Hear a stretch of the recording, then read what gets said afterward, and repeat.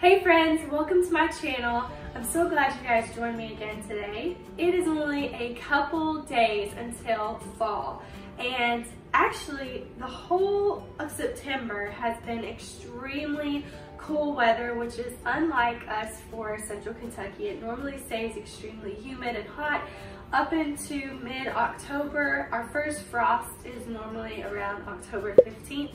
But this year we've been blessed with extremely nice, wonderful fall weather early in September, and it's got me thinking about soups and fall cooking. So today I'm bringing you 3 soups for fall, and they are some of my favorite recipes. Are super simple recipes, and these are recipes that we actually eat all year long, but especially when the weather starts cooling down. Fall and winter are my favorite seasons because you get to make soup, which is probably my favorite. I'm making a butternut squash soup, a creamy sausage gnocchi soup, a vegetable soup. So I hope you guys are ready for these recipes. Get your Dutch oven ready or your soup pot, and let's get cooking. So our first recipe has a long name. It's a creamy tomato sausage gnocchi soup. First you're going to saute your sausage until it's brown. This is just 1 pound of sausage. You're going to remove that and then saute 1 chopped onion for about 3 to 4 minutes. Then add in 3 cloves of minced garlic for about another minute, and then add 1/4 a cup of flour and let that cook with your onion and garlic for about a minute.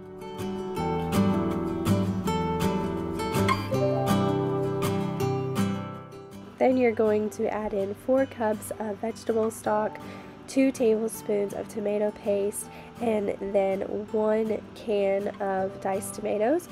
You'll add in your sausage back and bring it to a boil. Then you're going to add your gnocchi and boil this for about 3 to 4 minutes. Once that's boiled, you're going to add in about 1/2 cup of heavy cream. This is going to give it that creamy, wonderful taste, and it works wonderfully with the flour. Then you're going to add 3 big handfuls of spinach. You can also add basil. Of course, if it was still summertime and my basil was flourishing, I would put in a ton of basil, but you're just going to salt and pepper this to taste, and you're going to mix this extremely well, and then your soup is ready. It's that simple.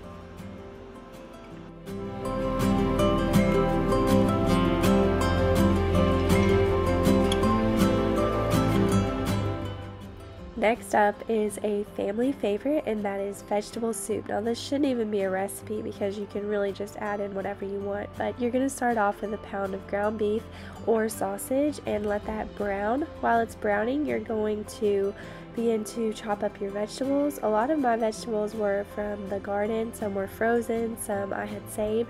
So you're going to use about 3 large potatoes, or here I'm using about 6 small red potatoes, and I'm just chopping those up.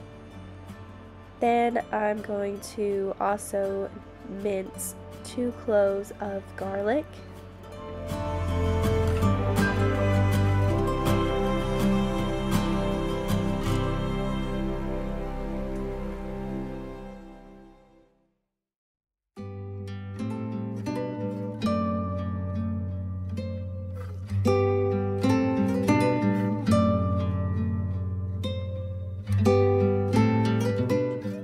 A lot of frozen vegetables from the garden, so I'm going to be using about 1 diced onion. I'm going to be using 2 stalks of celery, and then I also have this package of mixed vegetables from the store. It's just peas, carrots, and corn, but you could use cans of corn, cans of green beans, whatever you like. Really, you could put anything in vegetable soup and it would taste delicious, so just follow your gut. It's going to be great.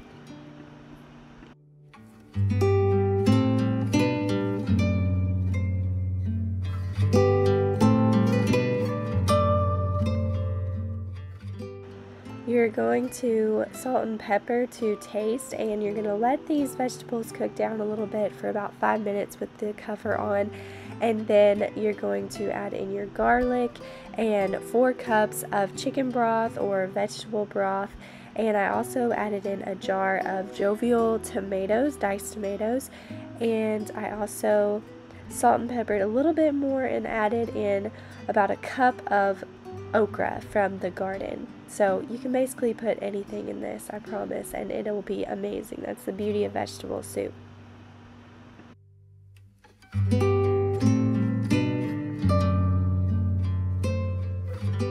Now for my all-time favorite fall soup recipe. It is a butternut squash soup with a roasted pecan sweet topping, and I add in the roast pecans because it gives it a good texture. I don't really like the pureed soups if they don't have some kind of texture with them, so I start out by dicing a large onion and 3 garlic cloves and letting the onion soften for 3 to 4 minutes, and then adding in my garlic and letting that cook for an additional minute.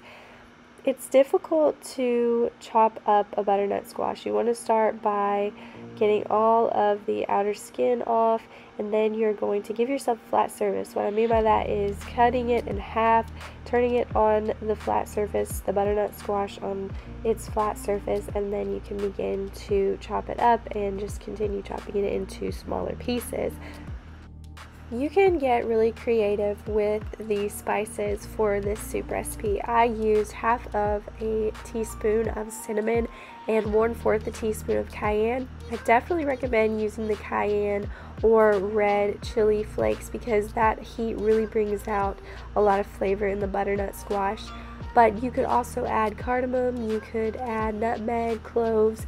The cinnamon really brings out the fall flavor. I wanted to keep it simple, so I just did cinnamon and cayenne. You're going to add this to your Dutch oven, and you're going to bring all of these ingredients to a boil.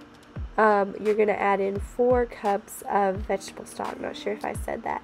And you're going to let that boil for about 10 minutes and then simmer for another 15 minutes. And it's important that you let it cool down extremely before you add it into your food processor. Now for the pecans, you're going to add in 3 tablespoons to a cast iron. You're going to chop up 1 cup of pecans. To the cast iron, after the butter is melted, you're going to add in 3 tablespoons of brown sugar, half of a teaspoon of cinnamon, and 1/8 a teaspoon of cayenne pepper.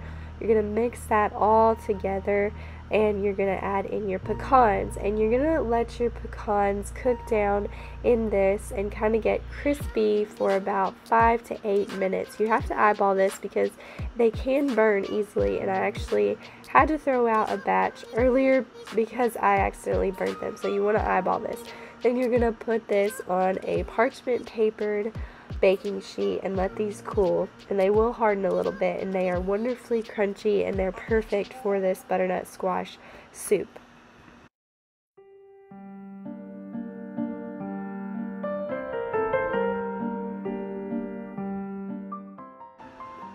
You're going to add in your butternut squash mixture with the broth into your food processor, and you're going to puree this until it is smooth, and you're going to add in half of a cup of heavy whipping cream. You can add more, you can add less. I just like using a half of a cup. That seems like the perfect ratio for me, but you could add more if you wanted it to be even creamier or have a less thick butternut squash soup.